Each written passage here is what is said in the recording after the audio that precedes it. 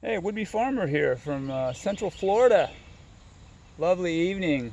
Wanted to talk to you a little bit about tilling and what it is, why we do it, should we do it.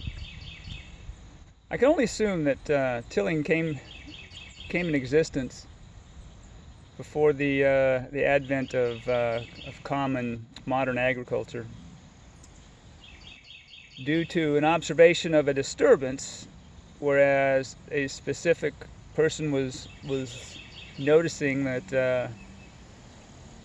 a plant would grow in disturbed soil rather quickly.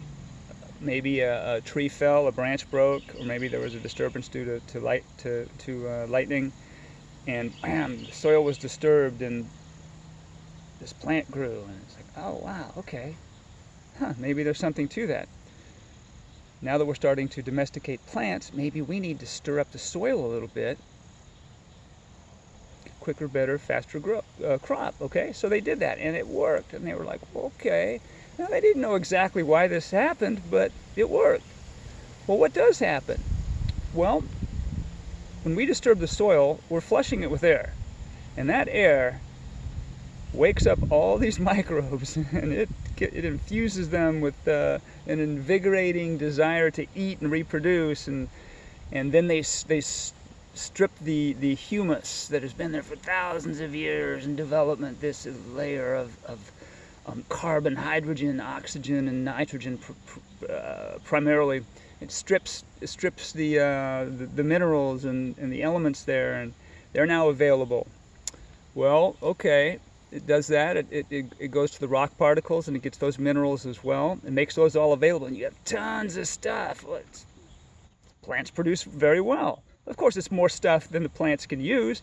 The rest of it gets washed away. It's like, okay, so we had a pretty good crop. Look at all this stuff. We fed people. We even fed the next village. Okay, so that's great.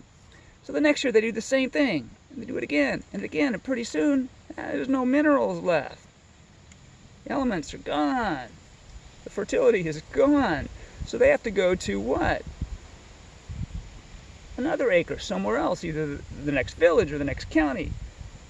Or we go to the next country or the next continent. We get the nutrients from over there. So now that we've screwed up our 1 acre here, we're screwing up some other place by taking the nutrients, the elements, bringing fertilizer in from that place. That's not sustainable. We can't keep doing that. So now we're on this thing where we have to bring in these nutrients because we've ruined our soil. So we have to buy them from somewhere else.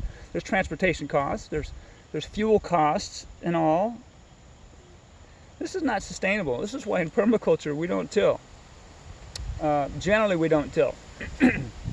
Occasionally you'll hear of somebody doing a one-till if it's really compacted soil, and you've got to get stuff in there. You've got to get some soil amendments and some air in there, right? But just in general, you don't till. And if you're going to do something like that, generally a chisel plow is the method where the shoe goes down into the soil and it opens it up and it lifts it a little bit, but it doesn't turn up 3 feet of soil. That's not the idea of a chisel plow at all. So tilling, no, don't do it. No, don't do it. It has an initial buzz, an initial growth, but man, it is not sustainable. So that's what I got on tilling. I hope you enjoyed.